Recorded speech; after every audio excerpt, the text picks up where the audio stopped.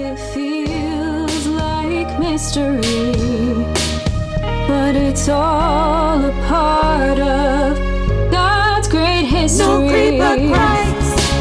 This was my best decision. This is my life. My love goes deeper with age. We've got a book of history. Now we can turn the Creeper Christ. page. This was my best decision. This is my life. My love goes deeper with age. We've got a book of history. Now we can turn the page. Hello and welcome to another episode of Disciples History Podcast. I am so happy to be here with my dear friend Sandhya Jha. We are longtime friends. I am much older than she is, but so I won't say old friends, but I'm the old side of this friendship. We just go way back. Shonda and my wife have had a great long history with one another, and I just find Shonda's books to be so insightful and amazing, and her activism is so deeply rooted in prayer and spirituality, and it just is such a blessing to our church. And boy, if you can ever find anything by Sandhya Jha, you you would do well to pick it up and read it, or go listen to it, or whatever. I am so thrilled, Shonda, that you have agreed to kick off our conference at Tulsa on March 18th and 19th. The Kirkpatrick Academic Conference, the Visions of Wholeness, Systemic Racism, Anti-Racism, and Reconciliation in our shared history and tradition. And I want everybody to know that Shonda will really be presenting the lecture that, well, it sets the table for the whole discussion. This was the planning committee. You know, people just said, "Oh yeah, Shonda is the one we got to get to do that." So it's such an impressive group of scholars and of church leaders who will be gathering to talk about this issue that has had such an impact on our history. As disciples of Christ and in the broader Stone Campbell movement.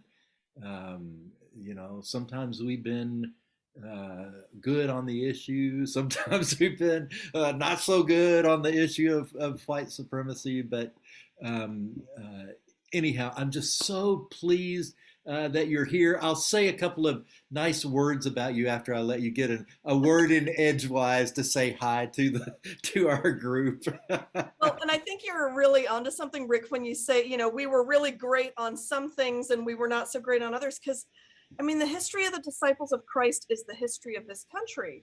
Yes. And the history of this country is shaped by noble intentions and a lot of, honestly, very intentional systems of harm so that other people could profit. And so it's not surprising that we're kind of, we're shaped by and we reflect that history. Yes. The disciples' history is the history of this country. Yes, absolutely. And it is a history that has been shaped from the very beginning by the false, I would even say demonic ideology of white supremacy that was, reflected. I mean, in the whole idea that this North American continent, needed to be, civilized by Europeans, and so there's just a lot with the manifest destiny and human enslavement that has been very much a part of American history. And at the same time, disciples have often, in many ways, been very progressive and provided great leadership, for their time. Yeah. And so that's an important thing for us to acknowledge. I just want to say that just by way of introduction, which I should have said at the beginning, but I just get so excited about being with Shonda. It's just so good to be with you again, my friend. Shonda is an anti-oppression consultant who helps advise and walk with people as they try to become more aware of issues of diversity, equity, and inclusion. She's the founder and the former executive director of the Oakland Peace Center, which was a product of First Christian Church of Oakland. First Christian Church of Oakland. Yep. So this is it's an amazing ministry that was a collective of 40 different organizations that were working to create equity and access and dignity as a means of creating peace in Oakland and the Bay Area. She's an ordained minister with a disciples minister with a master's degree in public policy. She is a great preacher and lecturer, which you will find out if you watch or come to the conference in Tulsa.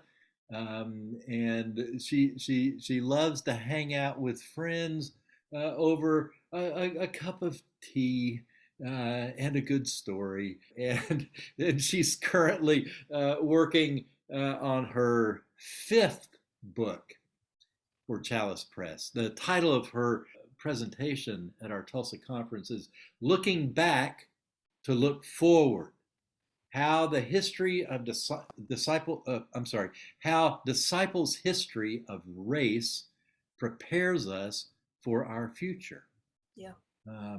And boy, I think, man, your question in that title is a good thing for us to start off with. Shonda, how does this history prepare us as we move forward on this journey, and this definitely in process journey toward becoming a anti-racist, pro reconciliation church, which has been a priority of the disciples for a couple of decades now. So have at it, Shonda. It's funny because my relationship with the Disciples Historical Society goes back almost as far as my relationship with you. And having gotten to access those archives when I was working on my very first book, which I thought was going to be my only book, Room at the Table, which is about the history of people of color in the Disciples.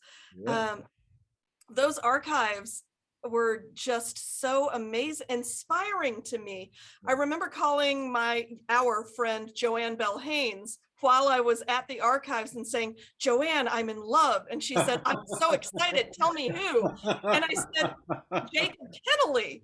And Joanne knows Disciples history. And she said, that's going to be a very difficult relationship, because Joanne knew Jacob Kennelly had been born enslaved. He had gone to a disciples institution. He had felt a calling to missionary work. He was, I want to say, the second Black missionary that the disciples ever sent out. I think Alexander Cross was the first. Is that right? I think you're right. And Kennelly went to Liberia. Yeah, that's what I thought. Yeah. And married a Liberian woman and did this amazing work. I mean, it's complicated in its own ways with a historical lens, because he was also trained to save the Africans, but fell in love with a Liberian woman, built out this amazing ministry, died in, I believe, an electrical storm while he was out on the water with some of the students that he was not only teaching, but housing and training in basic skills, which is how he had been trained Oh. at, I'm blanking on the name of the Disciples Institution, but how he had been trained. Was it at Southern Yes. Mississippi Institute? Yeah. Yes. Southern Christian Institute in Mississippi. That's Southern right. Christian Institute in Mississippi. Sorry. Exactly. Both of us should have read my book. I know this like the back of my hand, you know. It's Yes. And so he was such an inspiring character to me, such an amazing, inspiring historical figure and a model. And then I come across the letters that his widow is writing back to what is now Disciples Home Missions,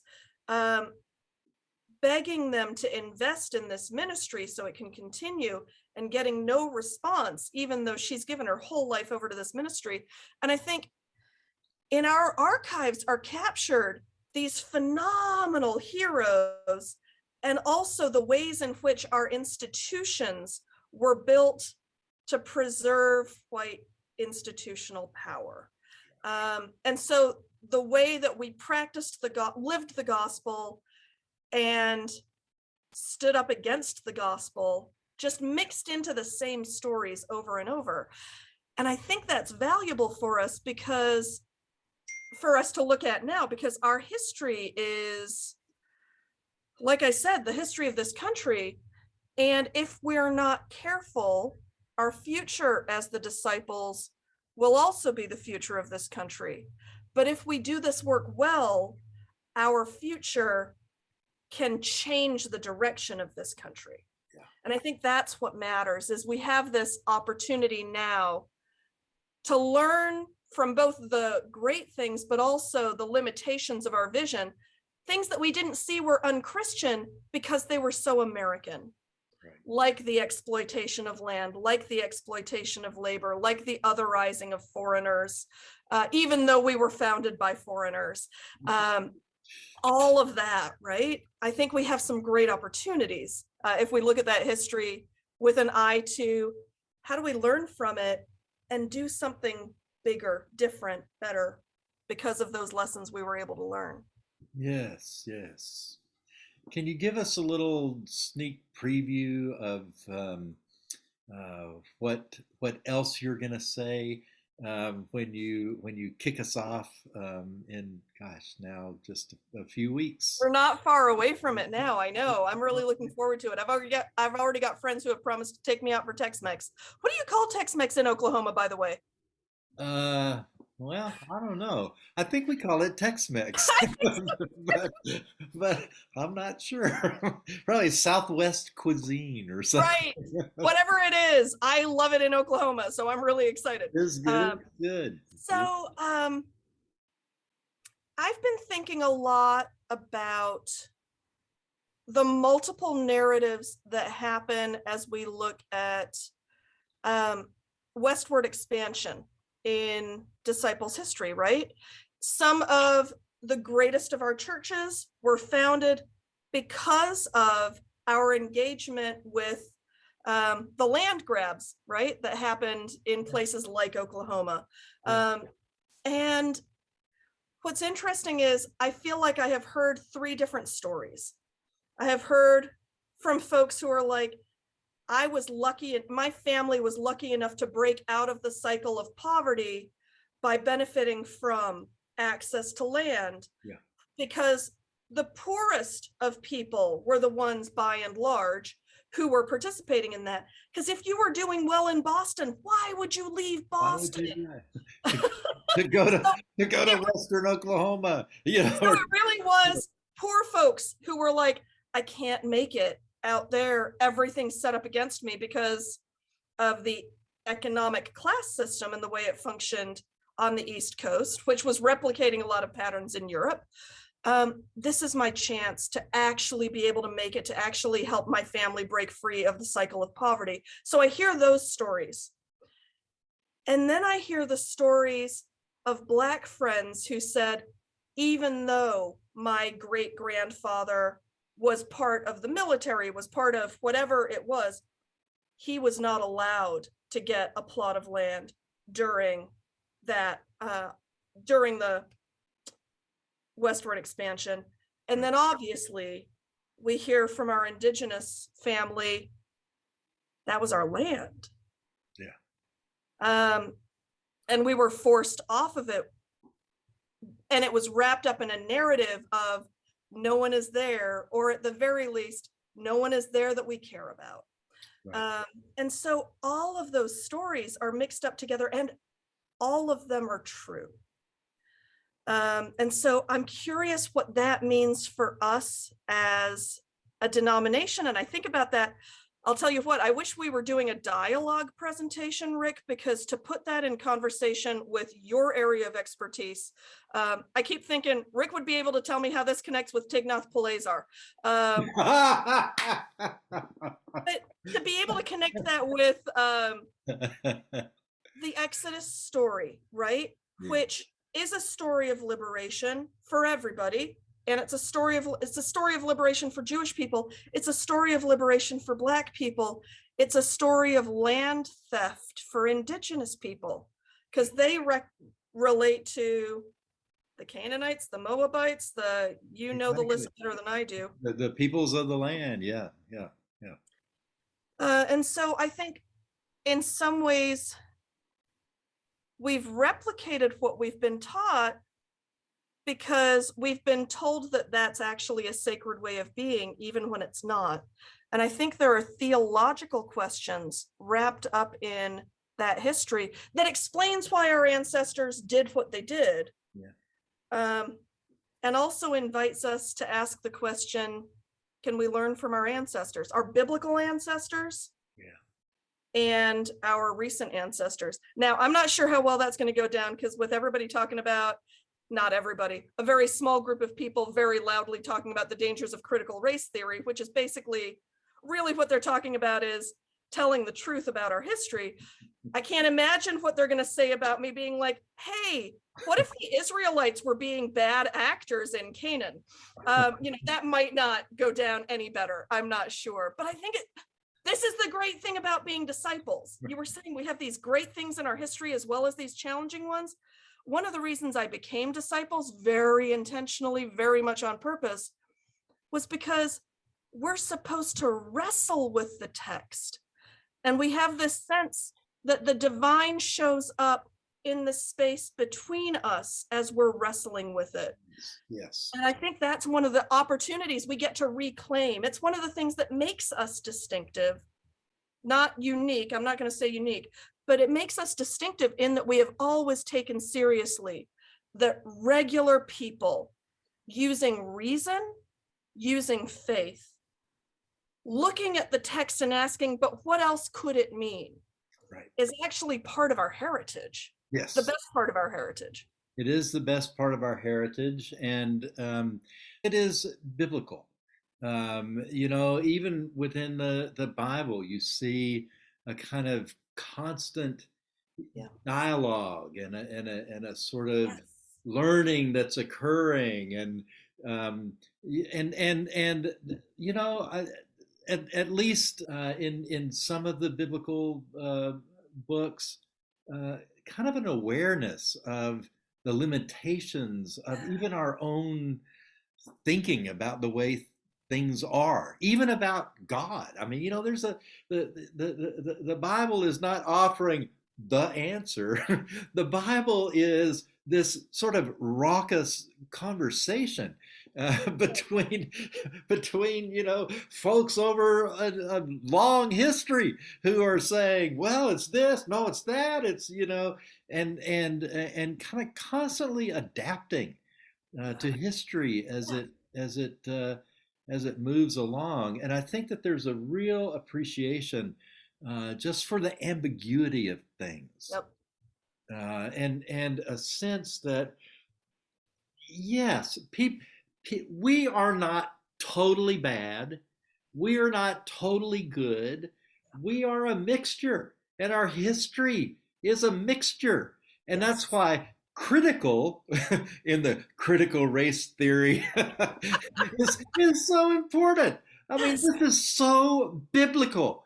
We Yes. have to critically reflect on on what we're doing, Yep. um, and if we are Americans, as you and I are, Mhm. um, we have to just say that white supremacy and systemic it's in our hearts. It's part of the cultural air that we breathe. Yep. It's not that Rick Lowry is an evil person, Right. because he's white or whatever, or Sandhya Jha is evil, But I mean, that's not what it's about. It's not Right. about us as individuals. That's why it was so important for me to name this conference right from the beginning. Yeah. Systemic Yep. racism. This Yep. is a systemic thing. It is part of the air that we breathe, Yep. and it affects different people in different ways. Yeah. But it is a fact. It is a fact. And if we don't understand that this is just a fact of our culture, Yes. we're not going to be able to confront it. I really, I do. I kind of like the language, the biblical language of, demonic possession. Right. It's Right. kind of a thing that's sort of external to us, Yes. that gets, and, Jesus came, his ministry was to heal and to Yep. cast out demons. Yep. And, I think in Jesus' name, we need to be doing the same thing, I love you. exorcising demons. Yeah. Well, I love hearing you say that because I remember I live in California, and California has all of the diversity of the United States. I know that, my mother likes to joke that it's the land of fruits and nuts and how at home I feel there as a result. But it is everything. California has, we have a little breakaway group of people who have founded their own state so that they can practice, segregation. And then you've got people like me. We've got everything in California. I remember when I first moved out here, it was to work for the Northern California, Nevada region.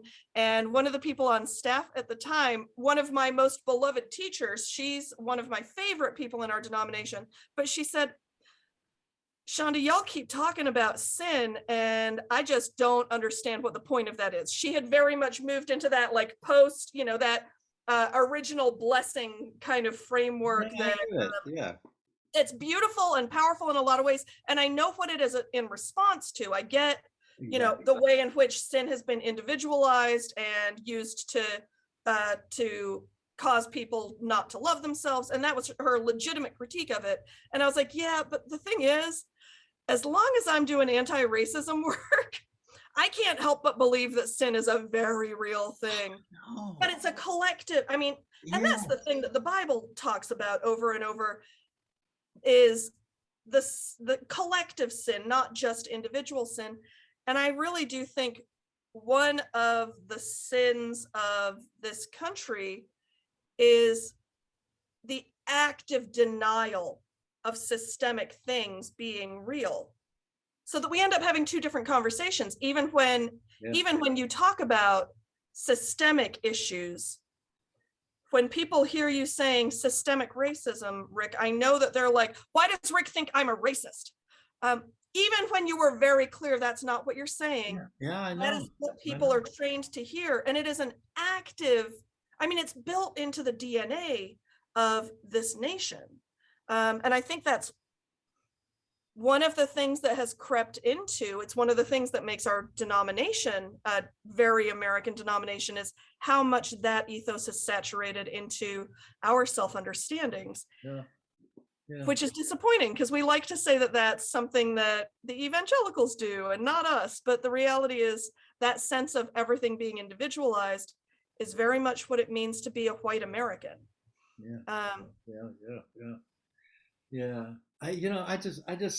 To me, it's if somebody has cancer in their body, uh, it's not because they are an evil person, Right. you know. And it is important not to try to walk around your life denying that you have it. Yeah. You know, you've got to take what measures you can take Yep. to try to get rid of it or to mitigate it or Exactly. something. But and and we're just not, you and I, you, for all the wonderful work that you do, you are not going to eradicate systemic racism from American culture. Take it back. Why don't you believe in me? I am absolutely not.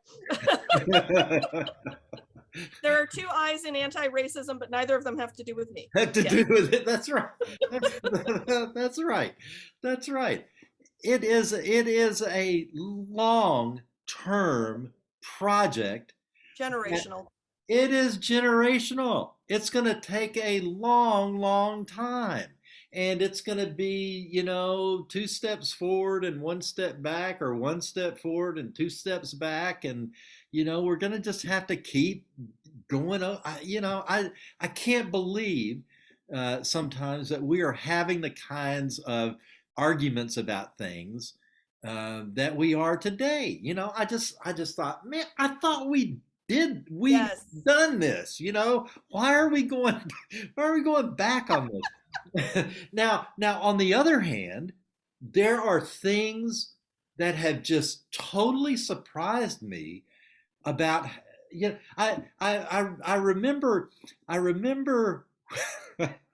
once many years ago, Sharon and I and some family members were up at a cabin, a retreat center up in the mountains of Colorado, and there was a member of our church, a couple from our church, who had a summer place up there, and we went to visit them while we were there. Yeah. And the guy was saying, well, I watch the news every night, and then we come up here, we don't have a TV, we don't have we got nothing, and we're up here for 3 or 4 months, and I go back home and I turn on the TV, and the news sounds exactly the same as it did when we left, and so we were all laughing about that. And then I went down to down the mountain to get some gasoline for our trip home. And I pulled into the gas station, and I noticed that everybody was gathered around their TV sets, looking at the news, because the Soviet Union had just fallen. I mean, it was like, wait a minute, what? this thing that I had devoted my life to, anti-nuclear stuff, and fighting Cold War mentality, and I mean, it just was such a sudden collapse. And you saw a lot of the same stuff with apartheid. I got my start as an anti-apartheid activist. And it just seemed like, well, this is a system that, man, it's just not going to change for a long time. It's going to require a bunch of bloodshed, and then all at once you turn around and it's just like, it falls. And there And it have been. feels like it's all of a sudden, but there's actually, maybe that's where you were going. Sorry. That's exact. No, go ahead. It's actually been years and years and years and years and years of hard work by folks like you, to a much lesser extent, folks like me, who've just been plowing the ground. And a lot of the time that we've been doing it, it looks hopeless. Yeah. But I don't know. I am enough of a kind of progressive person that I think that these stupid ideas can't stand up forever, Yeah. and we've just got to keep working at it, and They eventually, can't stand forever if we keep resisting them. if we keep resisting. The arc of the I love there's a Jewish organizing group that calls themselves Bend the Arc, because they know that saying, the arc of the moral universe is long, but it bends towards justice. And the reason they call themselves Bend the Arc is they say the arc isn't going to bend itself by itself. And so you've got this image of us holding on to the end of that arc and bending it, right? I love it so much. That's exactly right. And it's just, in Christian theology, you've had this kind of debate through the centuries about free will and predestination and all of that. And it's, I've always thought, well, it's kind of both, it's God has this. I mean, I really believe this. I think God has a project of healing and repair. Yeah. That I think and you and I have the choice. We can get with God's project or not. Right. We're not gonna change everything overnight, but God's got God's got a direction, God's got a plan, Yes. and God is calling us to join to join in with Yep. it. Okay, on those lines, Rick, Along those there's, lines. there's a poem. So as I think about people who have been inviting us to follow God's plan, there's a poem that I included at the very beginning of Room at the Table, and it was written by Lucas Torres. Did you ever get to know Lucas? Oh yes. Oh, Yeah, what I a thought you did. wonderful man. Yes. And he was a couple of times the head of the Hispanic ministries for our denomination. Yeah. And he was the thing that I keep reminding people who are like, why are the people of color organizations within the disciples so, demanding, and why are they so loud, and so why are they so angry? And I'm like, the thing that you have to remember is any of us who are people of color in the disciples of Christ, we intentionally chose to be in a denomination where we are such a small minority.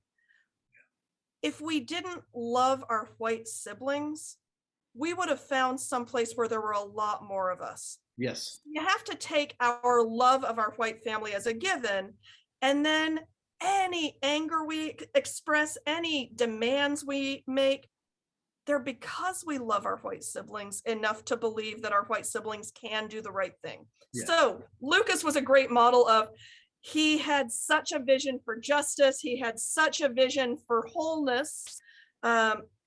And there's this poem he wrote, and it was back in 1974, and it was published in the Disciple magazine. I found it in the Disciples Historical Society archives. And the poem goes, "Many frontiers must be overcome. Let us march. The old trumpets sleep a dream of rust and stillness. It matters not. Let us march. Already the dawn strikes us, already in the blood of words our time is clotted. There were nights in which the moon illumined our thought. What we said then was a meadow of silence. The hour of clash and outcry has come, the hour that rings in the depths of our name. We are here. Let us march. It is the day of man." Oh my gosh. I've never heard. I don't remember reading that in your book.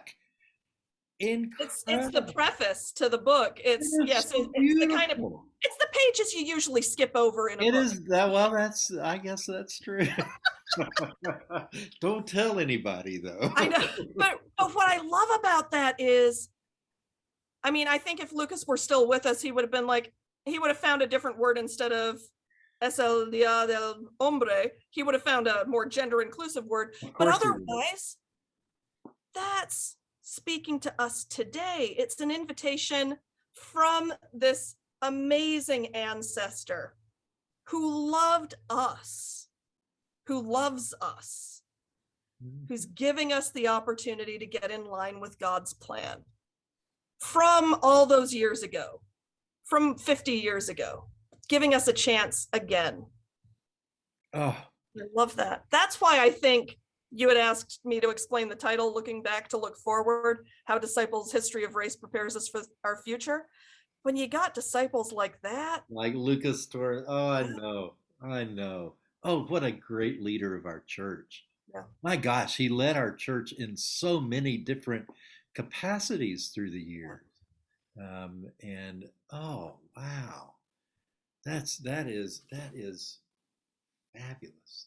yeah, It's kind of a scary territory for folks to step into this conversation. sure. And I think that oftentimes it's really kind of scary uh, for for white people, um, because you kind of people sometimes feel like, oh, I'm walking on eggshells, and Sure.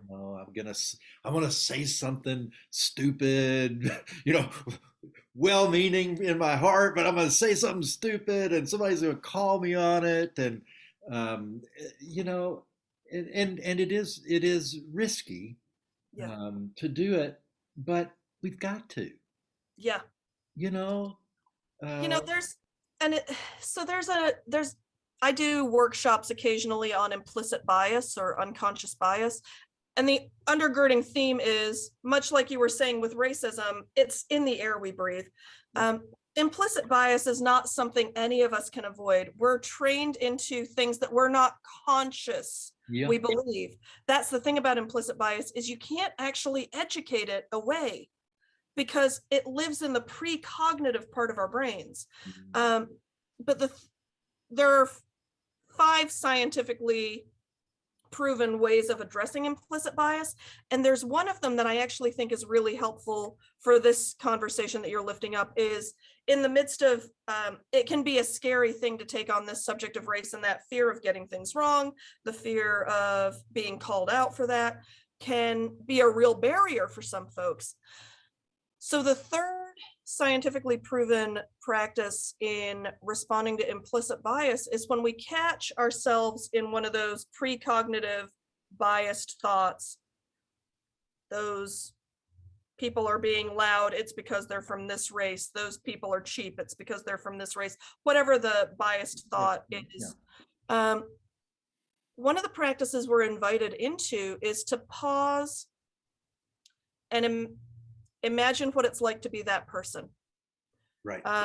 Right? So what are the things that person faces that are their daily challenges? What is life like for them? What is the accumulation of harm they have experienced because other people have those biases? If I were in their position, how would I react? I used to joke that I hear people complain that people of color are too angry. And I'm like, I have literally seen a white man in a suit throw his latte across the Starbucks because it was not made properly. Do not tell me people of color are too angry. Proportionate response is something else. And so that just that practice of what I'm scared of is someone saying something negative about me. Right.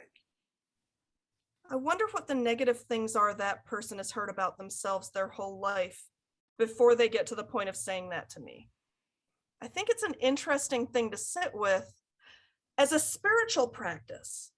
I think imagining and empathizing with someone whose life is very different from ours is actually a spiritual practice. Yeah.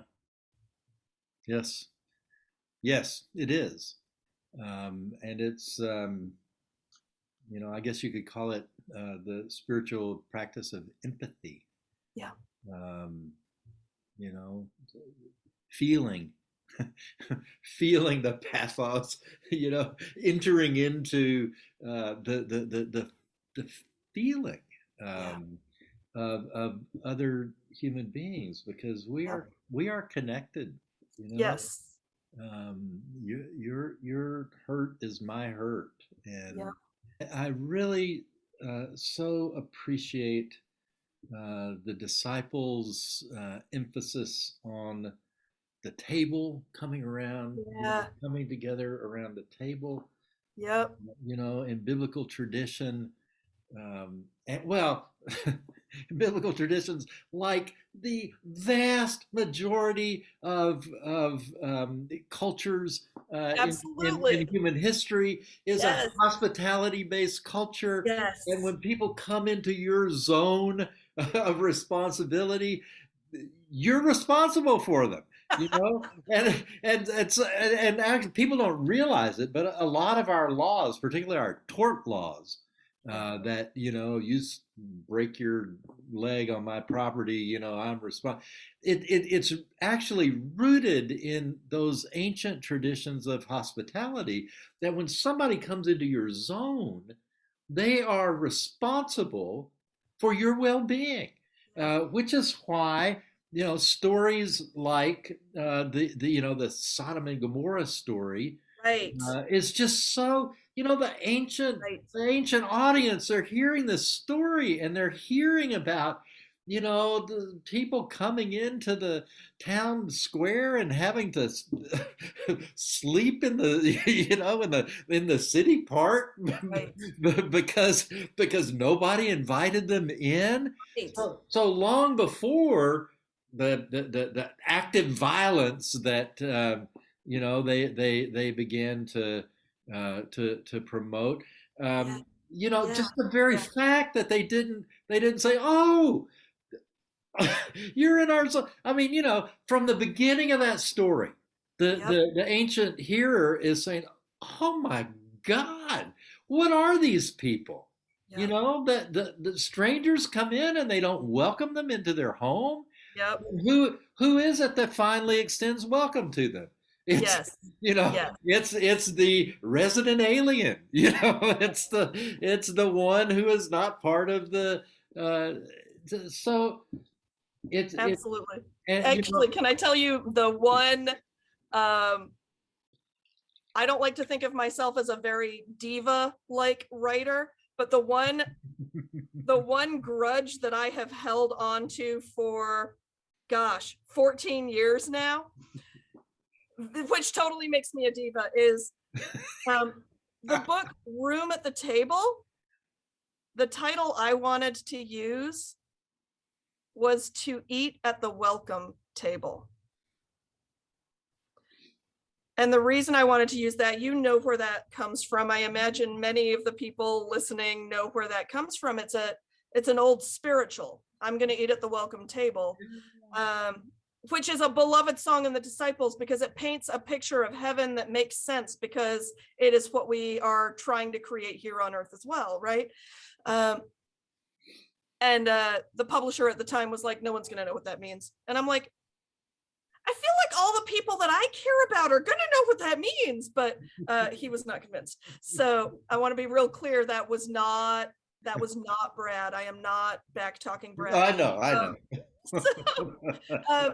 So yeah, I still hold on to grief over the fact, because that vision of to eat at the welcome table, it's so biblical. It's so rooted in what many of our ancestors practiced, and many of us to this day, our families practice, especially the Asian practices of hospitality across the continent, across all of our differences.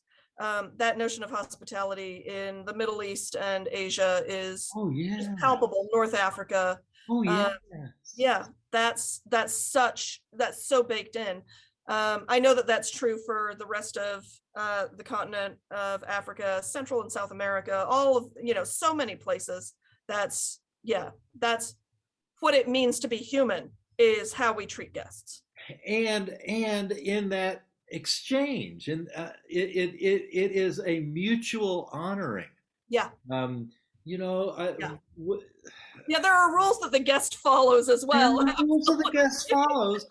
And one of the things that you don't ever do is, when hospitality is offered to you, you say, "Oh, no, I can't accept your hospitality," because there is a kind of dance that's going on in the hospitality.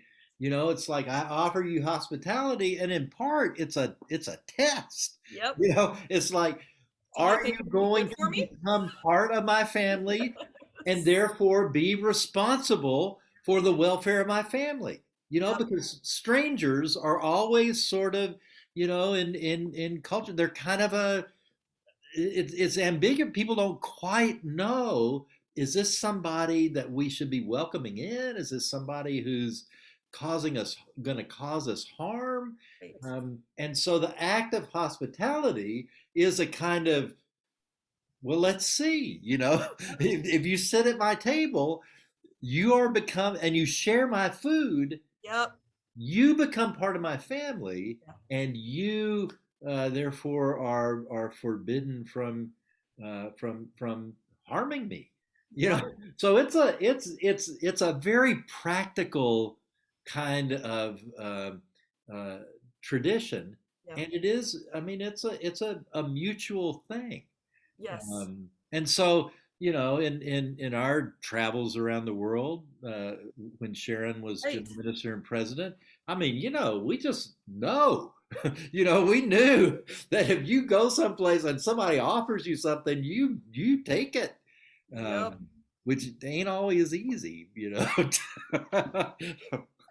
Oh, oh Lord, what is this? but it's just there are lots of folks who can't take my southern cuisine, but but beans and cornbread, man, That sounds good to me. that's my food, man. That makes me happy. Absolutely. So yeah, I mean, the hospitality is so important and so critical, and and it has been a defining feature, I think, of your ministry Well, and your writing from the beginning. well, And it's such a disciple thing, and even the way we view the table and say it's an open table spread for all, and man, there are some people I don't want them sitting. I would not choose to sit at a table with absolutely. people who think like that, who act like that. But that's not the point. Right. That's not the point. It's Christ's table, Yep. and And I think it was Desmond Tutu who actually said, in heaven, you're going to be greeting your enemies. And if you don't like that, heaven's not the place for you. Yeah. I mean, I'm paraphrasing him slightly, but he was letting you know what to be prepared for. yeah, Yep. you got some more work to do on adjusting Yep. your attitude Yep. before we all get to heaven. Absolutely. So So Bota and de Klerk had to be ready to greet him with open arms when he got there, right? yeah, exactly. So And so hopefully with a "we're really sorry." But right, that's a story altogether. Sorry. really got that wrong. Dang. I mean, you. I'm sure I'm the first of your podcast guests to talk about Bota and de Klerk and Nelson and You are. Archbishop Tutu hanging out in heaven. This is. I Yes, thought, see, I am unique. you are unique. You have. I also bet I'm the first one who asked you to talk about Tignath Pileser. I wasn't brave enough. I couldn't remember whether it was the second or the fourth, so I didn't add a number. This is the third. Split the difference. It's one of the best sermons I have ever heard in my entire life. I don't know if it was one of your standard ones. Do you remember the line? What did I say? I'm sure it was very clever. It was very clever. I was hoping it was one of your I remember. lines. Oh no, I remember. You don't mess around. Yeah, it was back when don't mess around with Jim. Yep. And you certainly don't mess around with Tiglath-Pileser the third. Oh yeah. I've been in this disciples history stuff so much. Yes. I kind of it's a lot. It's this new stuff. Yes. I'm not used to thinking about Tiglath-Pileser. But that's the thing. I mean, I think the reason I still remember that sermon was because it was this moment where I was like, wait, the Hebrew Bible can be hilarious. It's such a hoot. It is such a hoot. Oh I my was like, gosh. he's up there being really smart and we're not scared of him. He's doing something very different. I mean, I just feel like, who can screw up this material? Of course. I can think of many, many people who have. I avoid Twitter arguments with them all the time. Like, that passage does not mean what you think it means, but I'm not sure I'm going to convince you in 140 characters. Oh gosh. All right. So we need to get serious. So as you look at the landscape today, I mean, because we do have to bring this to a close. As you survey the landscape of America and our church, and the witness that we are called to make today, I don't know if people say this much these days. Sharon always used to talk about, or maybe I can't remember. Sharon and I kind of can't remember where my thinking ends and hers begins, or we just kind of, um, but we are a church whose time has come. I mean, I think that in many ways,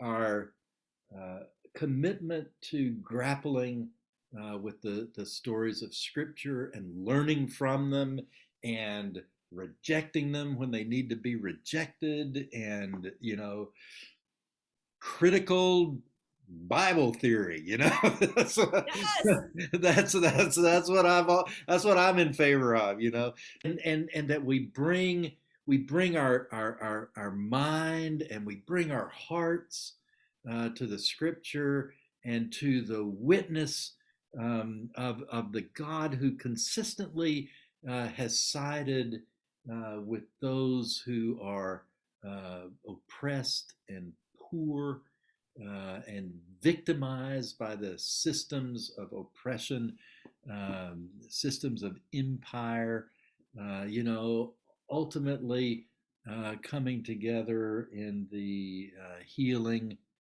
ministry of Jesus, who, of course, paid for it, on a Roman imperial cross. But the empire threw the worst they could possibly throw. I mean, it was this is all we got, crucifixion. This is the maximum. Yep. But it was not the final word. Right. Because praise God, by the power of the Holy Spirit, this whole history of liberation, this history of healing and repair. Yeah. Barton W. Stone.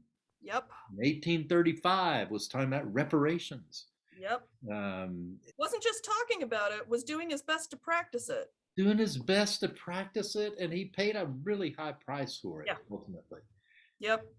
But just talking about how he got disowned by his son the other day. Yeah. Well, his whole family thought he was nuts. I had this great podcast interview with Newell Williams recently. Yay! Dr. Williams is who made me fall in love with Barton Stone. Stone. And he won't remember this, but I had only been Disciples about a year when I got to Disciples Divinity House at Chicago, and he was the very first Monday night dinner speaker. The book had just come out. And I didn't know very much about Disciples history. I knew what I had learned from the 5-minute Dick Ham video I had watched when I became a member at National City, and that was National City Christian Church in DC. Sure. That was about all I knew about Disciples history. Yeah. But I knew they're present, and I knew it was the right place for me. And I went to that Monday night dinner forum, and like I said, his book had just come out, and he was telling the story of Barton Stone, and I was like, oh, I did find the right denomination. And then I learned about Alexander Campbell, and I was like, oh, I say that as half Campbell. You know, I'm Indian, but I'm also Scottish, and we're Campbell. Oh, okay, So I'm okay. not disavowing him. He's No, very no, no, mature no. people. I get it. No, that's right. My office is on the Campbell farmstead, Yes. and in a lot of ways, Alexander Yes. Campbell was a progressive for the time in which Absolutely. he lived. Um, If but only he'd been as good as his sister. That's all I'm saying. well, yeah, that is true. But You were leading somewhere. I'm sorry. I think I know where it was. We are a church good. for the time. You pick it back up because I've totally forgotten. We've gotten so far. Yes. So your point was we are a church for this time. And why is that? So you know that I'm a passionate loyalist of the University of Chicago. It shaped me well. It trained me to ask all the good questions. I know people who went there. Yeah. Yeah, Sharon was pretty mad at me when Bethany went, because I think she blamed me, even though it wasn't. Anyhow, we had her picked out for Yale. I know. All my fault. I apologize for nothing. But I am so lucky. I've gotten to work with disciples at Phillips, where you've taught, and I got to do the Asian Pacific Islander lecture series at Bright recently. I've gotten to work with disciples out here at Pacific School of Religion and at Claremont and at San Francisco Theological Seminary. And the thing that I find really inspiring is in all of those places, and I know I left a couple of them out. Those are just the ones that you all should invite me to come to so I can get to know your students as well. But the thing that I've loved at all of those places, and when I was working on my book, I stayed at DDH Vanderbilt and fell in love with the student body there.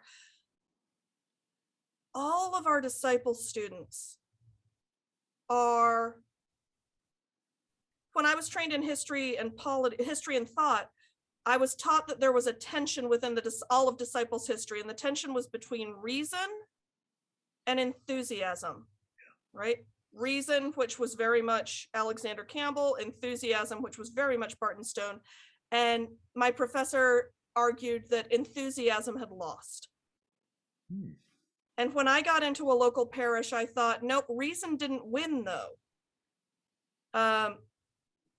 But what we did well was love. And at the same time, I was mentored by Dwight Bailey. He was one of the great anti-racism leaders in our denomination, and he pastored the church that I was a student minister at. And he said to everybody who came into that church, being disciples means not checking your brain at the door. And he said it over and over so everyone heard him, but the way he ministered was as the most cuddly teddy bear of a man you could possibly imagine, who simultaneously was talking about the evils and sin of racism and telling stories about his own experiences and standing up for other people on the margins who had no one to speak for them. And so to me, Dwight Bailey kind of embodies what I see in a lot of our students, which is they're sometimes wrestling with that tension between reason and enthusiasm. And they're always grounding all of it in love. And to me, what gives me a lot of hope is all of my greatest heroes, including Jesus, who wasn't just my hero, he's also my savior, but Jesus and Gandhi and Desmond Tutu and Cesar Chavez and Martin Luther King and Malcolm X, and, you know, all of the Bobby Seale, all of the great leaders throughout history. The reason people attacked them wasn't just because they loved well. It was because they loved the world enough to say it can be different than this. And I feel like, and this is what has moved me when I was teaching at Phillips, the number of students who were in situations I couldn't relate to at all, in, you know, rural West Virginia, in Arkansas, in the south side of Chicago, and West Baltimore, in very different situations than mine, all of whom knew how to translate what we were talking about love and justice, into their own context, because they trusted their communities enough to be able to handle those conversations. Yep. Because we know that the strength of the disciples is its lay people. And the job of the pastors is to say, hey, I got the privilege of learning this stuff about love and justice, about reading the Bible in new ways. Let's wrestle with it together.